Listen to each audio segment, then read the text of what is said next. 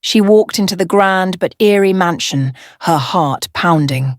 The torches flickered, casting monstrous shadows on the walls. Tonight, she would marry the beast, a creature of legend, feared by all. She did it to save her family, to lift their curse. But as the beast turned toward her, something in his eyes stopped her breath. Was he truly a monster? Or was there more to the darkness that surrounded him? Rain pelted the thatched roofs of the village, turning the dirt roads into thick, clinging mud. The cold wind howled through the cracks of the tiny cottage where Zahra and her family huddled around a dying fire. Their mother's cough rattled in the dimly lit room, a harsh, unforgiving sound that made Zahra flinch every time she heard it. Her younger brother, barely 10, sat with hollow eyes, his once plump cheeks now gaunt from hunger. Their father had once been a respected trader, but bad seasons and cruel fate had left them destitute. Then came the debt collectors, merciless men who demanded payment their family could not provide. They took their livestock first, then their land, and now they threatened to take Zahra's brother if the debt was not settled soon. It was not just her family suffering. The entire village bore the weight of misfortune. Crops withered before they could be harvested, animals vanished in the dead of night, and sickness spread like wildfire. Some whispered of a curse, others blamed the warlord who ruled over them, but the elders spoke of something far older and darker, a beast that lived in the great, mist-covered fortress beyond the woods. One evening, as Zahra stood outside their home, gazing at the stormy sky, a cloaked figure appeared. His voice was calm, yet chilling. "There is a way to save your family." She turned sharply, her pulse quickening. "How?" The man's face remained hidden beneath his hood, but she could feel his piercing gaze.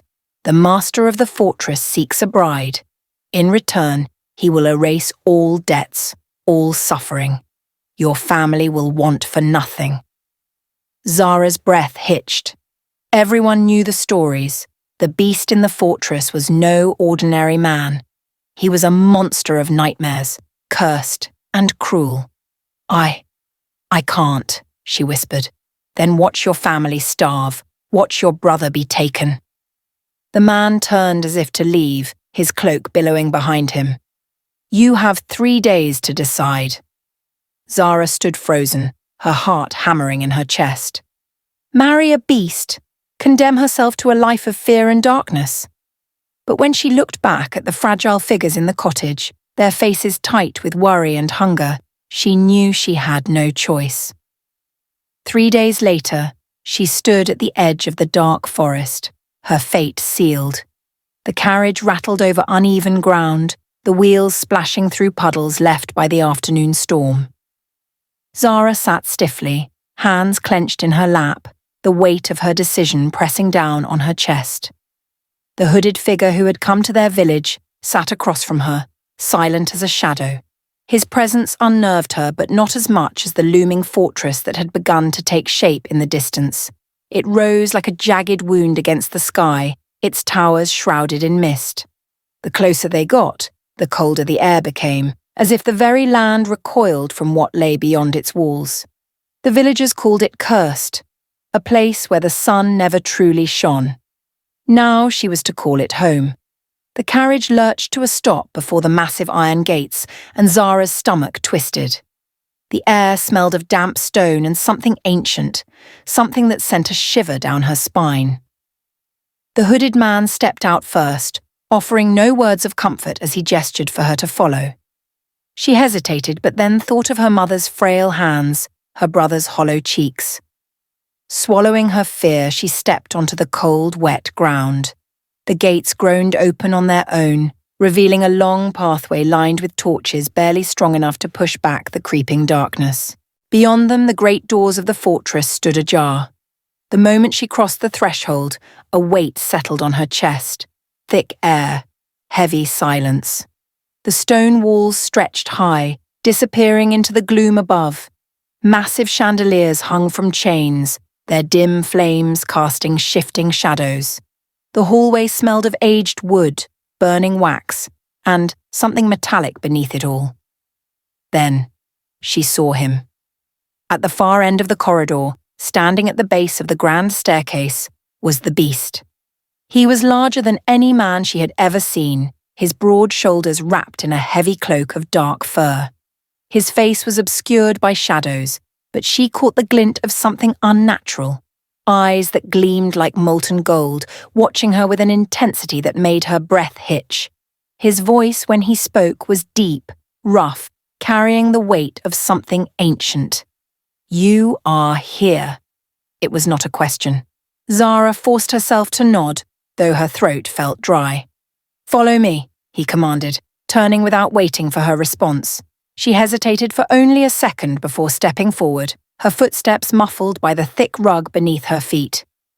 As they moved deeper into the fortress, the silence pressed heavier, the flickering torches barely enough to banish the darkness curling along the walls.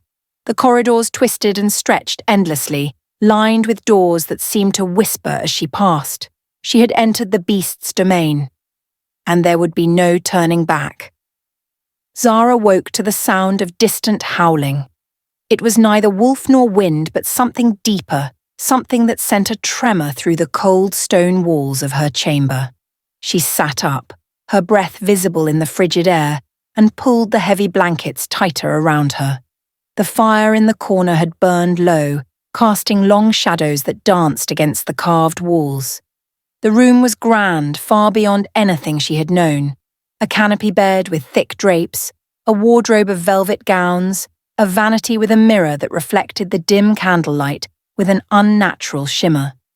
But despite its luxury, the space felt hollow, like a forgotten relic of a place that once knew warmth, but had long since been abandoned to time. She wasn't alone. A faint rustling came from the far corner. Zahra's fingers tightened around the blanket as a figure emerged from the gloom.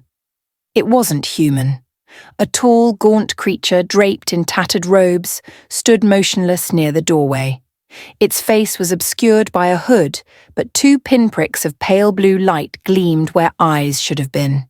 When it spoke, its voice was soft, distant, as if carried from another realm.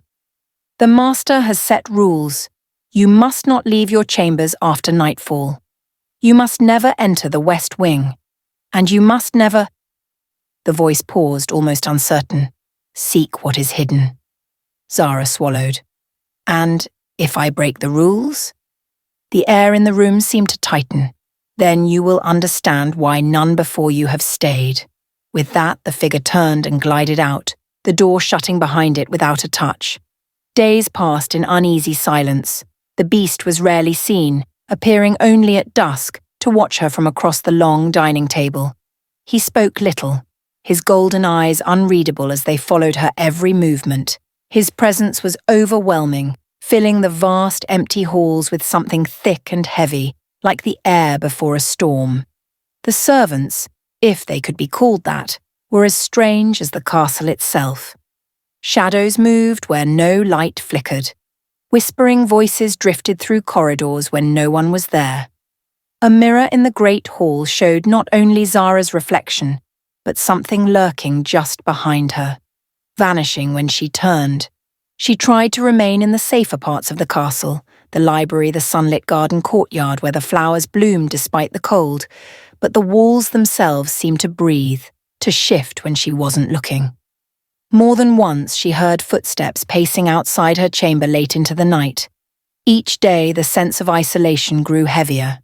The castle was a prison of silent ghosts and unseen eyes, and at its centre was the beast, watching, waiting. For what she did not know, but she feared the moment she would find out. Zahra had grown used to the silence, the vast, empty halls, the echo of her own footsteps, the ever-present feeling that the castle itself was watching. It had become part of her days. But what she could never grow used to was the beast.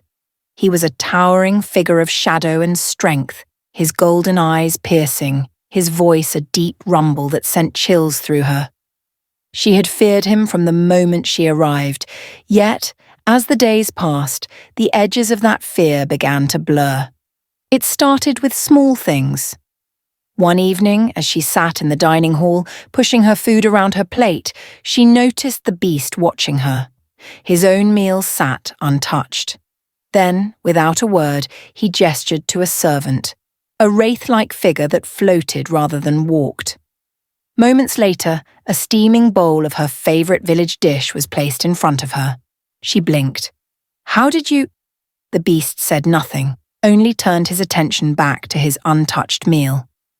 Another time she wandered the castle gardens, drawn to the single place where life still thrived. A cold wind had begun to rise and she shivered, wrapping her arms around herself. She hadn't realised she was being watched until a heavy cloak was draped over her shoulders. She turned, startled. He stood behind her, his expression unreadable. "You'll catch your death in this cold," he said simply before walking away. Zahra found herself watching him more closely after that, noticing how he never sat too close, never raised his voice at her, never once used his strength to harm her. The beast the villagers spoke of, merciless, cruel, a creature of nightmares, was not the one who moved through these halls. Then there were the whispers, not from the servants, but from the castle itself. She heard them in the wind that whistled through the corridors, in the flickering candlelight that cast strange shapes on the walls. They spoke of things half forgotten, stories left untold. One night, unable to sleep, she wandered into the library. Books stretched from floor to ceiling, their spines coated in dust. She reached for one at random, its leather binding worn with age. But as soon as she touched it, a chill ran through her, a vision flashing through her mind. A young man, his face twisted in anguish. A mirror shattering. A voice low and sorrowful. "I did not ask for this fate," she gasped, stumbling back. The book fell from her hands, pages fluttering open to reveal strange symbols, words in a language she could not understand. A voice rumbled behind her. "Some truths are not so easily buried." She turned to find the beast standing in the doorway, his eyes gleaming in the dim candlelight. For the first time, Zahra wondered, was he truly the monster in this tale? Or was there another story she had yet to hear? The castle had always felt like a living thing, breathing, shifting, whispering secrets in the dead of night. Zahra had ignored it for as long as she could, obeying the beast's rules, keeping to the paths she was allowed to walk. But the more she observed him, the more she questioned everything she had been told, and questions demanded answers. One evening, when the beast was nowhere to be seen, she followed the whispers. They led her down a corridor she had never noticed before, the air thick with something unseen. The torches along the walls flickered erratically, casting twisted shadows that stretched and recoiled. At the very end of the hall, a door stood slightly ajar. Zahra hesitated. She knew she shouldn't, but something, curiosity, instinct, fate, pushed her forward. The room was vast, lined with shelves overflowing with old books and relics covered in dust. In the centre stood a grand mirror, its golden frame tarnished, its surface dark like a pool of ink. Unlike everything else in the castle, it did not gather dust. It almost seemed alive. On a nearby table, an old journal lay open. Zahra's hands trembled as she turned the brittle pages. The ink was faded but still legible. She read words that sent a chill down her spine. "I once had a name. I once had a kingdom. I once had a heart." She flipped the page and gasped. A sketch of a young man stared back at her. Sharp features, piercing golden eyes, the same eyes that watched her every night from across the dining table. But this was not a beast. This was a man. The sound of footsteps echoed behind her. She spun, heart hammering. The beast stood in the doorway, his massive frame blocking the only exit. His golden eyes burned in the dim candlelight, but there was something else there. Pain, regret. "You should not be here," he said, his voice low and dark. Zahra clenched the journal in her hands. "Who are you?" she demanded. "What happened to you?" Silence, then a slow exhale. "You already know the answer." "No." She shook her head. "I know only what you refuse to say." Tell me the truth. The beast took a step forward, the flickering light casting shadows across his monstrous form. I was cursed, he admitted, for my sins, for my mistakes. His voice grew heavier, for trusting the wrong heart. Zahra's grip tightened on the book. By who? His jaw clenched, and for the first time, she saw something like fear in his eyes. He turned to the mirror. By the one who still watches. She followed his gaze, and for a brief moment the darkness in the mirror shifted. A shape moved, a figure lurking just beyond the surface. The air grew cold. The whispers turned to laughter. Zahra realized then his curse was not just a punishment. It was a warning. The castle no longer felt as suffocating as it once had. The whispers were still there, the shadows still moved when they shouldn't, but Zahra no longer feared them as much. Perhaps it was because she had begun to understand the one they surrounded. The beast was still a mystery, still distant, but he was not unkind. She noticed the way he slowed his pace when walking beside her, never forcing her to keep up. How he always ensured her favourite dishes were served at dinner, though he never admitted to it. He left books in the library where he knew she would find them, volumes of stories that made her forget, for a little while, that she was trapped in this place. One evening, as they sat by the great hearth in the main hall, Zahra found herself speaking without thinking. "Do you ever sleep?" she asked, glancing at him from across the flickering fire. He didn't answer right away. Then, after a moment, he exhaled. "Not well." She tilted her head. "Why?" His golden eyes flickered in the firelight. "Dreams," he said simply. Zahra hesitated before asking, "Bad ones?" A bitter chuckle rumbled from his chest. "Memories," he corrected. Something in the way he said it made her heart tighten. She had wondered, ever since she found the journal, what his life had been like before the curse. What kind of man he had been. "Tell me about them," she said softly. He turned to her fully, his massive form casting long shadows across the room. For a moment, she thought he would refuse. But then, he spoke. "I had a brother," he said, his voice quieter than usual. "A younger one. We were close once." His gaze darkened. "Before everything changed." Zahra leaned forward. "What happened?" His jaw tightened. "Betrayal." The word lingered between them, heavy and full of ghosts. Zahra didn't press, sensing the weight of what he wasn't saying. Instead, she reached for a nearby tray of fruit, picking up a ripe fig. Without thinking, she held it out to him. The beast blinked, caught off guard by the simple gesture. For a moment, he just stared at her, as if she was something strange, something unexpected. Then, slowly, he reached out. His massive clawed fingers brushed against hers as he took the fruit, and despite the cold air of the castle, Zahra felt warmth spread through her fingertips. He didn't say thank you, but he didn't have to. That night, as she lay in bed, staring at the ceiling, she realized something unsettling. The stories she had been told as a child, the monstrous beast that devoured anyone who crossed his path, were wrong. Because if he were truly a monster, then why did he seem lonelier than she had ever been? The storm arrived the same night the past came rushing back. Thunder rumbled over the castle as Zahra stood frozen in the grand hall, her heart pounding. Across from her, the beast's golden eyes were dark with something she couldn't name: regret, fury, sorrow. Between them stood a new presence, cloaked in silk and shadow, a smirk curling on his lips. "Ah, so you truly haven't told her," the stranger drawled, amusement laced in his voice. "How cruel of you." Zahra turned sharply to the beast. "Who is he?" The beast didn't answer, his claws curling at his sides. The stranger laughed, stepping forward.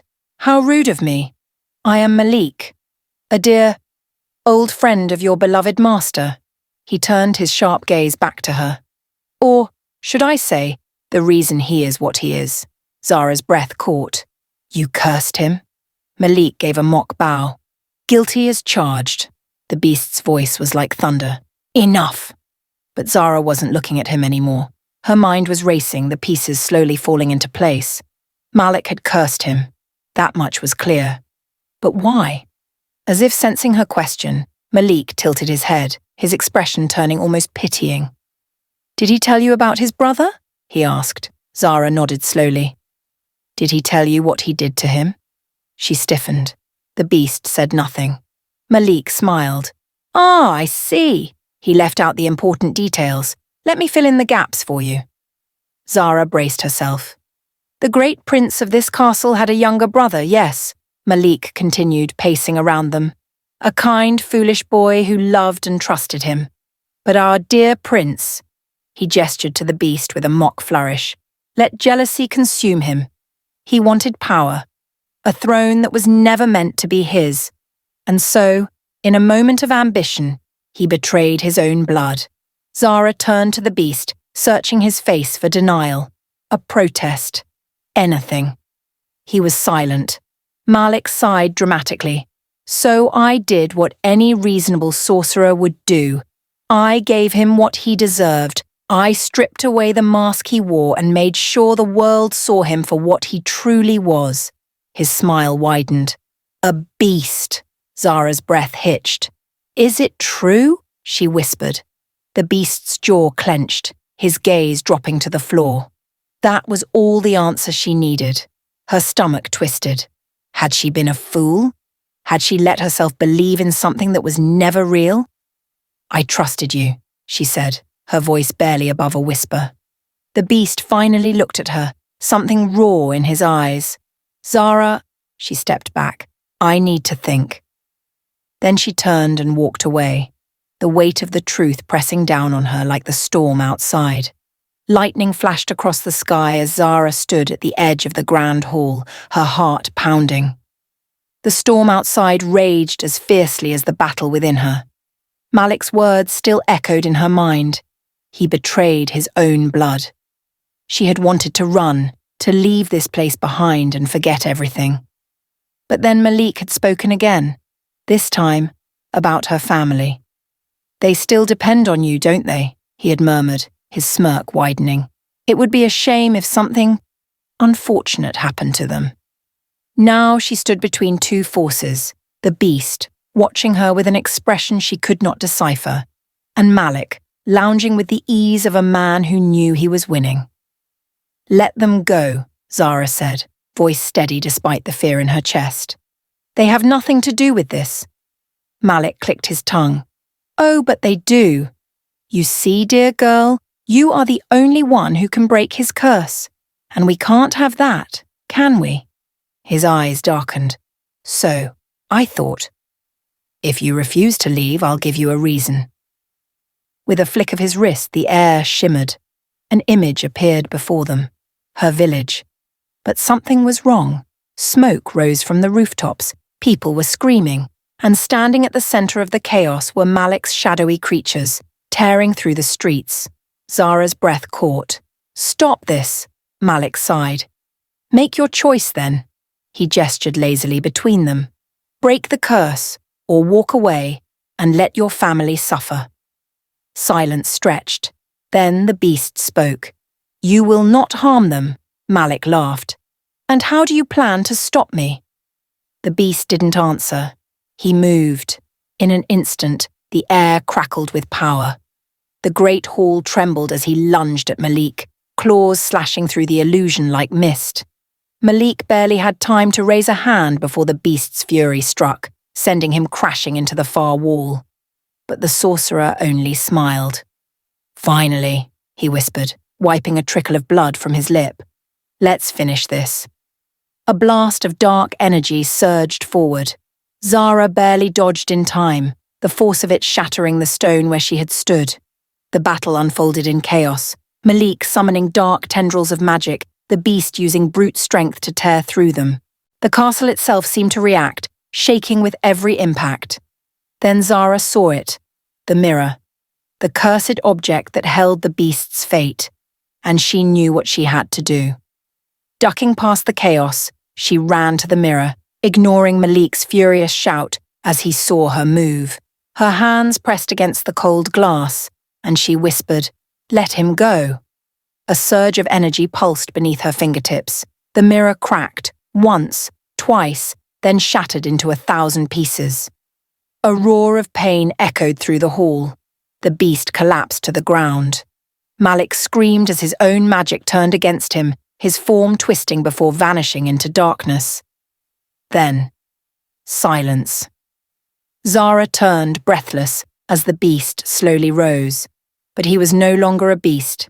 He was a man. The world was still. The storm had passed, leaving only the soft patter of rain against the castle windows. Zahra stood frozen, her heart hammering as she stared at the man before her. He was no longer the monstrous figure that had towered over her in the halls, no longer the creature of shadows and golden eyes. The beast was gone. In his place stood a man, tall, strong but unfamiliar.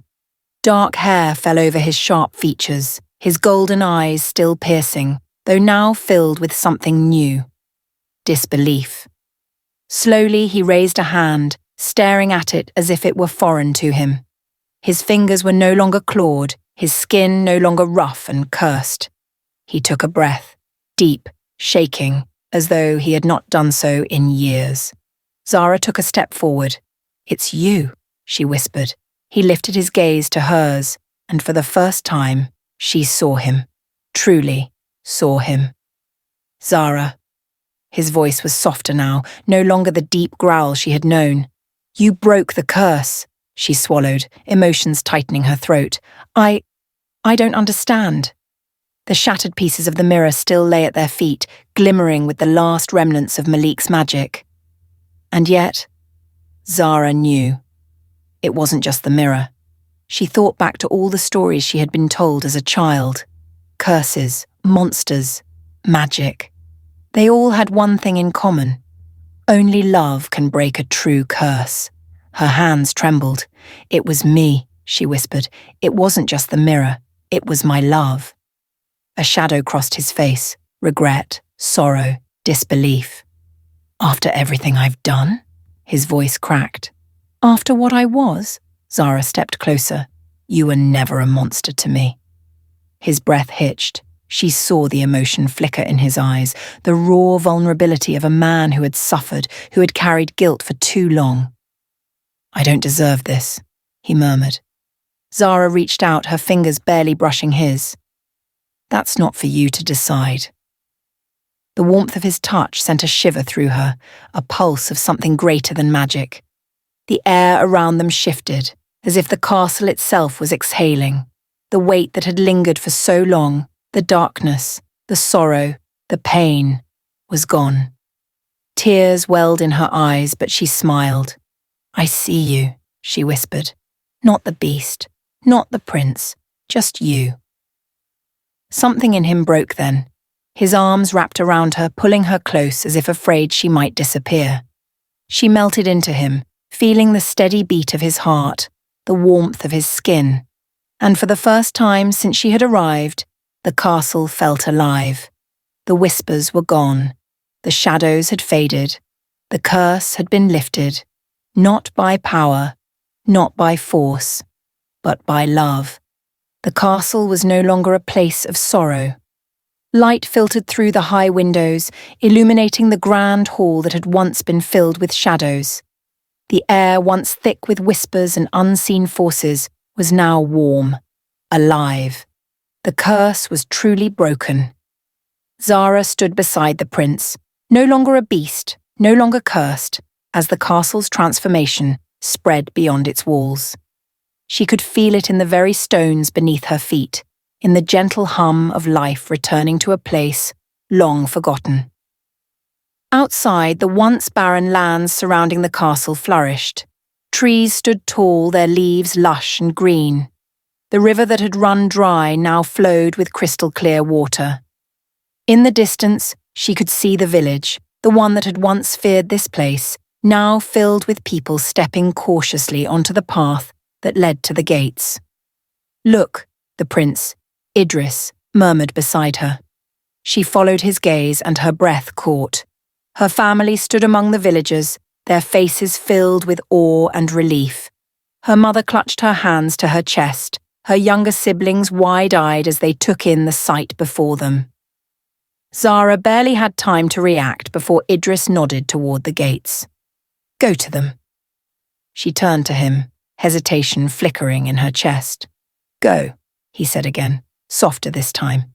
They've waited long enough. Tears pricked her eyes and she took off running. The moment she reached them, her mother pulled her into a tight embrace. My sweet girl, she whispered. You're safe. Her younger brother tugged at her sleeve, his eyes bright. Did you really break the curse? Zahra let out a watery laugh. I suppose I did. The villagers murmured amongst themselves, hesitant but hopeful as they gazed up at the restored castle. Fear no longer tainted their expressions. Instead, there was curiosity, possibility. A hand touched Zahra's shoulder, and she turned to see Idris standing beside her. He no longer carried the weight of the curse, but the years of solitude had not yet left his eyes. And yet, when he looked at her, there was something new, something lighter. The people are looking to you, she murmured. They are looking to us, he corrected. She blinked. Us? He hesitated, as if searching for the right words. This kingdom has been lost for too long. I would rebuild it, he said, but not alone. Her heart pounded. You're asking me to stay? He stepped closer, his voice gentle. I'm asking what you want. Zahra turned, looking at her family, at the village, at the land that had once been cursed but now stood renewed. She thought of the journey that had brought her here, the fear, the sacrifices, the truth she had uncovered. And she knew her answer. She reached for his hand, her fingers lacing with his. I want to stay. Idris smiled. The kingdom had been restored. Their story was just beginning.